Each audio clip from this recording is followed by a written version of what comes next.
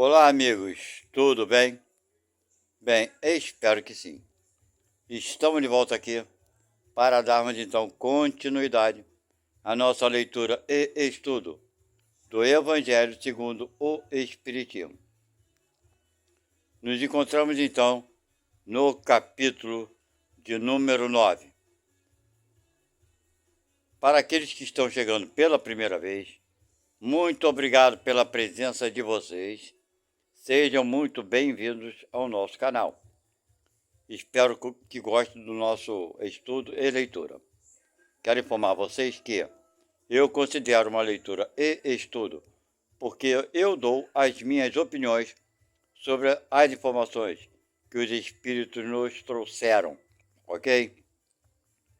Nosso estudo e leitura aqui se fazem por aproximadamente 30 minutos. Sendo assim, cada capítulo desse eu divido por partes, ok? Espero que gostem, se inscrevam e não se esqueçam de dar o like. Então vamos dar início. Esse capítulo vai falar sobre bem-aventurados, aqueles que são brandos e pacíficos, injúrias e violências, a instrução dos espíritos, a afabilidade e a doçura, a paciência, obediência e resignação, e a cólera. Bem, então vamos lá. Injúrias e violências. Bem-aventurados aqueles que são brandos, porque eles possuirão a terra. Quem falou isso foi São Mateus. Número 2. Bem-aventurados os pacíficos, porque eles serão chamados filhos de Deus. Idem, versículo 9. Número 3. Aprendeste o que foi dito aos antigos: não matareis, e todo aquele que matar merecerá ser condenado pelo julgamento. Mas eu vos digo que todo aquele que se encolerizar contra seu irmão merecerá ser condenado pelo julgamento. Que aquele que disser a seu irmão raca merecerá ser condenado pelo conselho. E que aquele que lhe disser sois louco merecerá ser condenado ao fogo do inferno. Número 4. Por essas máximas, Jesus faz da doçura, da moderação, da mansuetude, da afabilidade e da paciência uma lei. Condena, por conseguinte, a violência, a cólera e mesmo toda expressão descortês com respeito ao seu semelhante. Raca era, entre os hebreus, um termo de desprezo que significava dizer homem de má conduta, e se pronunciava escarrando e desviando a cabeça. Ele vai mesmo mais longe, uma vez que ameaça com o fogo do inferno aquele que disser ao seu irmão: sois louco. Ele continua explicando.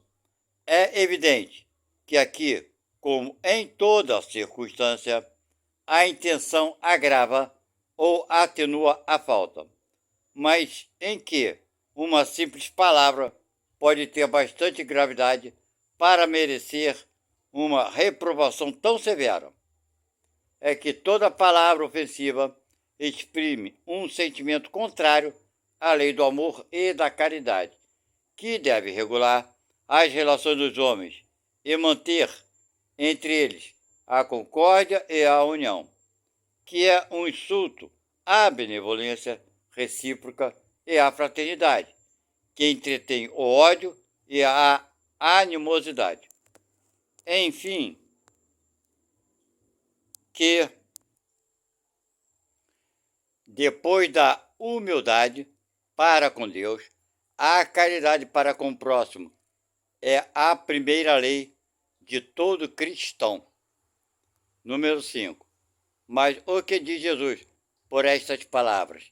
Bem-aventurados aqueles que são brandos, porque eles possuirão a terra. Tendo ele dito para renunciar aos bens deste mundo e prometendo os do céu. À espera dos bens do céu, o homem tem necessidade dos da terra para viver.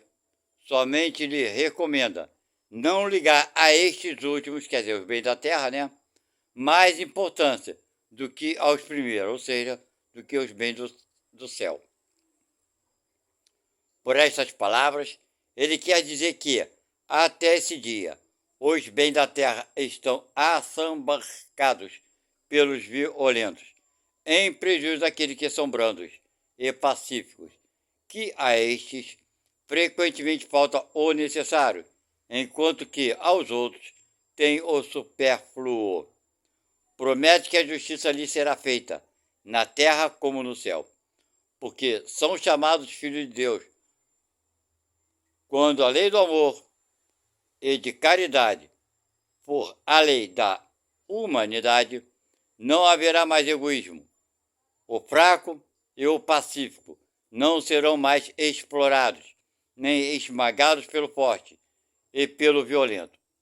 Tal será o estado da terra quando, segundo a lei do progresso e a promessa de Jesus, ela tornar-se um mundo feliz pela expulsão dos maus. Agora vamos ver as instruções dos espíritos, a afabilidade e a doçura. Número 6.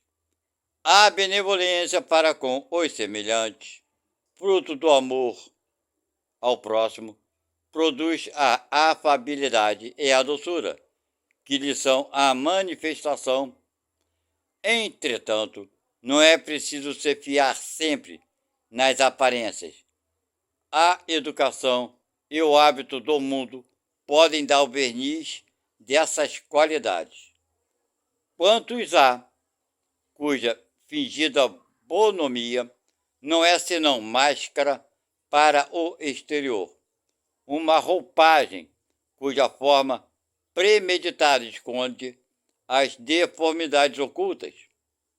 O mundo está cheio dessas pessoas que têm o sorriso nos lábios e o veneno no coração, que são brandas, contanto que nada as machuque, mas que mordem a menor contrariedade, cuja língua dourada, quando falam face a face, transmuda-se em dardo envenenado quando estão por detrás. A essa classe pertence ainda esses homens benignos por fora e que, tiranos domésticos, fazem sofrer sua família e seus subordinados. O peso do seu orgulho e do seu despotismo, como querendo-se compensar do constrangimento que se impuseram alhures, não se atrevendo a usar de autoridade sobre estranhos que os colocariam em seu lugar. Eles querem, ao menos, ser temidos por aqueles que não podem lhes resistir. Sua vaidade se alegra de poder dizer: aqui eu mando e sou obedecido, sem pensar que poderiam acrescentar com mais razão: eu sou detestado. Então, gente, tem muita gente, né, que atura uma porção de coisa no trabalho, chega em casa, quer ir às forras dos seus parentes, filhos, etc. e tal. Vamos lá. Não basta que dos lábios gotejem leite e mel, pois, se o coração nada tem com isso, há hipocrisia. Aquele cuja afabilidade e doçura não são fingidas, nunca se contradiz. É o mesmo diante do mundo e na intimidade.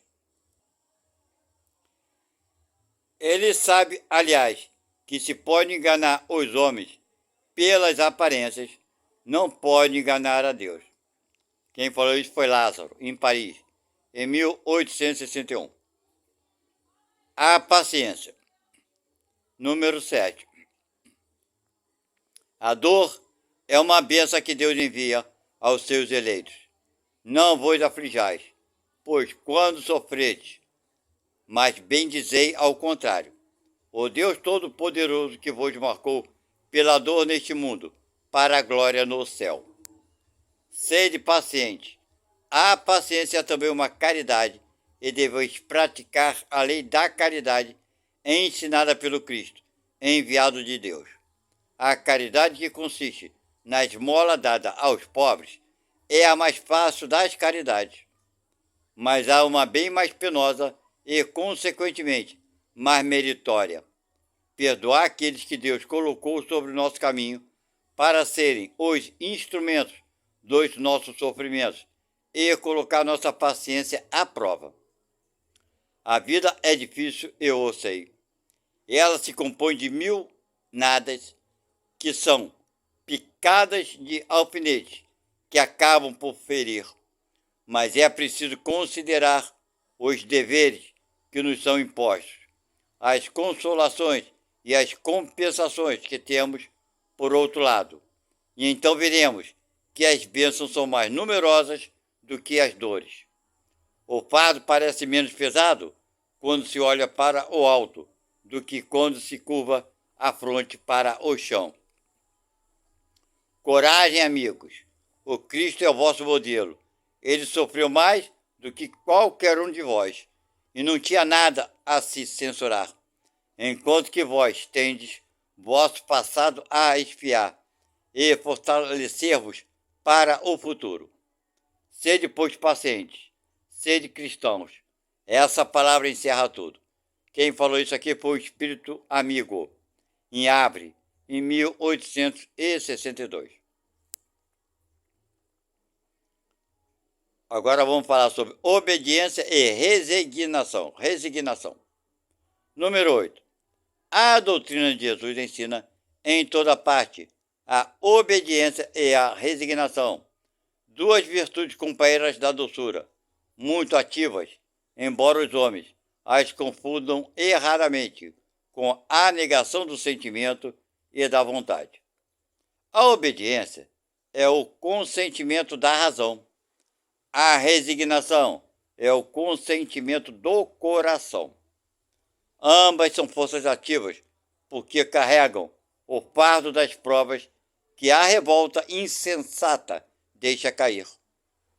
O frouxo não pode ser resignado, assim como o orgulhoso e o egoísta não podem ser obedientes. Jesus foi a encarnação destas virtudes desprezadas pela antiguidade. Material. Ele veio no momento em que a sociedade romana perecia nos desfalecimentos da corrupção. Veio fazer luz no seio da humanidade abatida, os triunfos do sacrifício e da renúncia carnal. Cada época está assim marcada com o selo da virtude e do vício, que a deve salvar ou perder. A virtude da vossa geração é a atividade intelectual. Seu vício é a indiferença moral.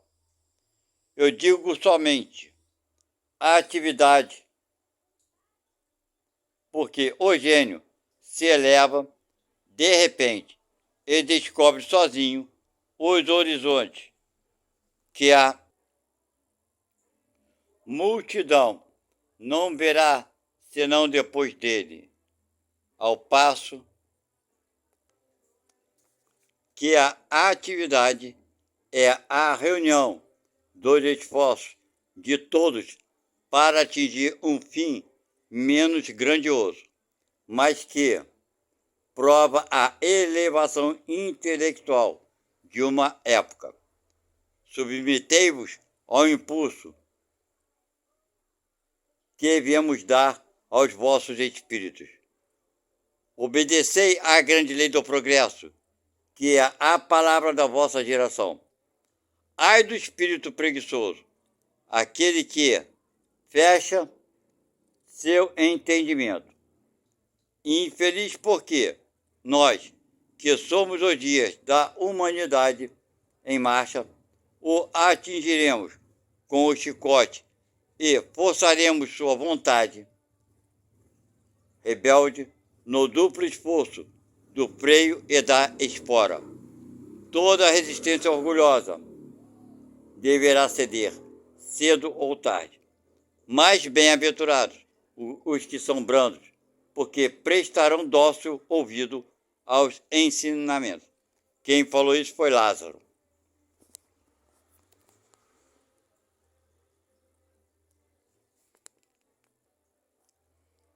A cólera, número 9.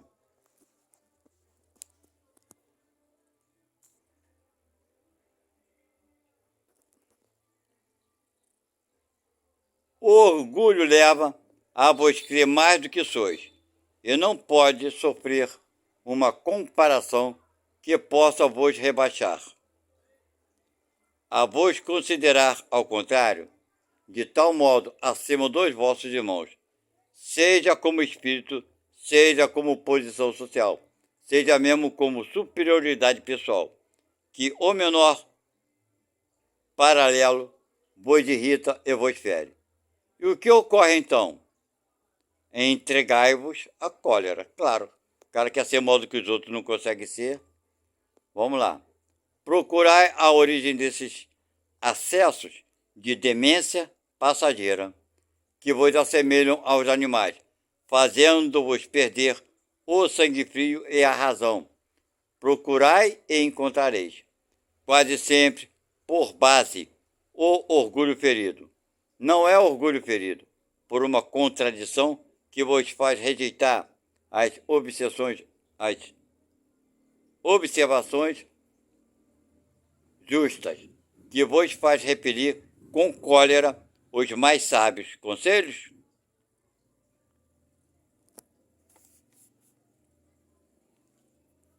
As próprias impaciências que causam as contrariedades. Frequentemente, pueris, prende-se à importância que se atribui à própria personalidade, diante da qual se crê que tudo deve se dobrar, né? Acreditar que tudo tem que se fazer à nossa vontade. Pois é.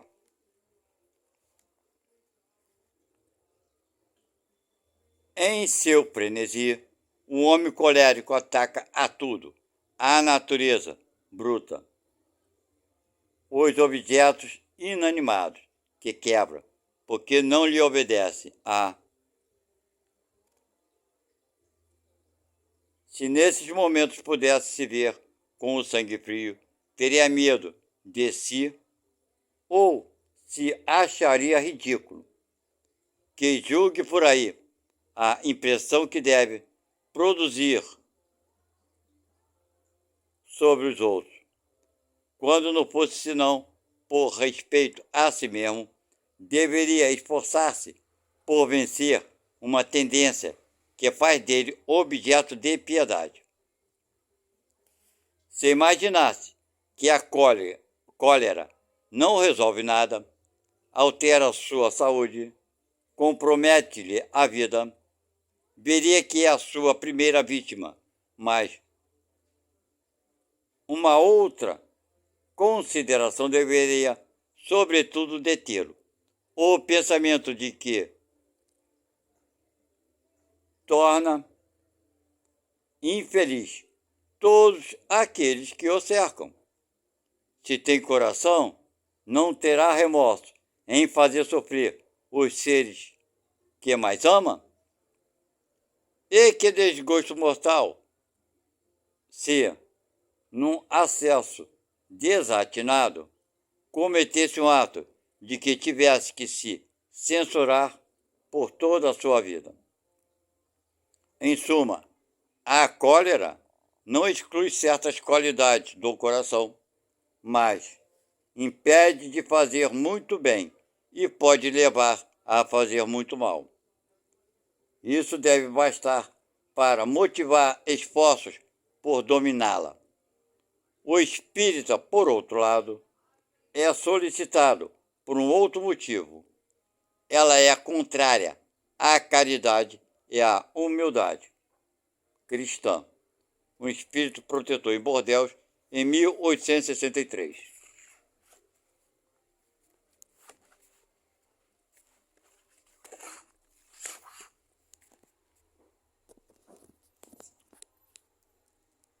Número 10. Segundo a ideia. Agora vai falar, bem-aventurado aqueles que são brandos e pacíficos. Número 10.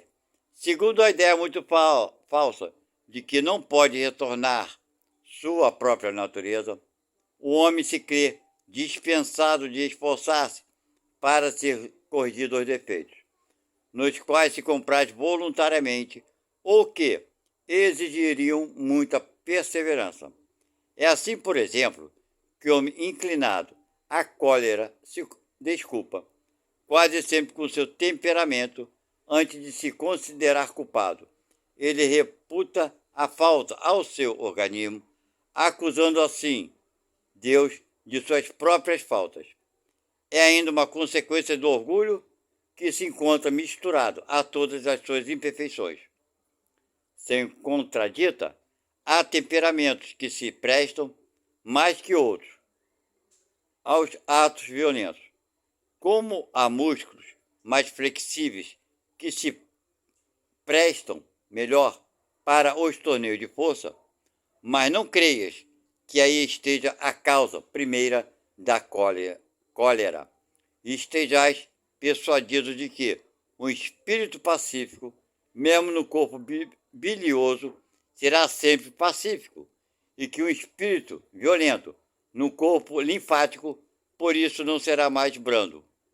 Somente a violência tomará um outro caráter. Não havendo organismo próprio para secundar sua violência, a cólera será concentrada e, no outro caso, será expansiva. Ele está falando que não depende do corpo, né? Numa cólera fica concentrada, e noutra, se tiver um corpo debilitado, né, ela fica concentrada. E quando o corpo é muito grande, fica expansiva. Ele continua falando. O corpo não dá cólera àquele que não a tem, como não dá a outro, não dá os outros vícios. Todas as virtudes e todos os vícios são inerentes ao espírito. Sem isso, onde estaria o mérito e a responsabilidade? O homem que é disforme não pode se tornar direito, porque o espírito nada tem com isso, mas pode modificar o que é do espírito, quando tem uma vontade firme. A experiência não vos prova, espíritas, até onde pode ir o poder da vontade pelas transformações verdadeiramente miraculosas que vedes se operar? Dizei-vos, pois, que o homem não permanece vicioso, senão porque quer permanecer vicioso. Mas aquele que quer se corrigir, sempre o pode, de uma forma, a lei do progresso não existiria para o homem. Hahnemann, em Paris, 1863. Bem, então nós vamos encerrar aqui. No próximo será o capítulo de número 10. Bem, em apenas numa parte nós concluímos o capítulo de número 9. Ok? Bem, meus irmãos, bem, o que ele falou aqui é isso. Agora, quando esse irmão fala aqui, logo no início do nosso estudo, né, que ele, espírito, vai fazer da chicotada, que é tudo figurado, né? É tudo figurado. Primeiro que ele não tem o poder disso. Ninguém tem. De fazer outro sofrer. Isso daí é impossível. As dificuldades que nós passamos, fomos nós mesmos que pedimos para passar. Nós mesmos criamos essas situações. Certo? Porque Jesus nos apresentou um Deus de bondade e de piedade. Então não pode haver vingança, né, partindo de Deus, claro que não, nunca. Nem castigo partindo de Deus, lógico, claro que nunca. e nem de espírito trabalhador do bem, ok? E não tem nenhum espírito que tenha o poder de fazer mal para alguém. Isso não existe. Volto a repetir 1 milhão de vezes para vocês. Porque Deus está acima de tudo. Nós não estamos em contato direto com Deus. Isso é impossível para a nossa condição moral atualmente. Mas os espíritos, na sua hierarquia, obedecem o comando superior que vem a ser Deus. Então ninguém tem o poder de fazer mal para mim. Ninguém, a não ser eu mesmo. E quando faço mal para mim, Deus podia intervir. Sabe por que não intervém? Porque foi minha ação, minha escolha ao fazer. Automaticamente, eu vou aprender com o meu erro. Nós aprendemos muito mais rapidamente com os erros e não com os acertos. Ok? Então esse é o nosso estudo de hoje, gente. Muito obrigado.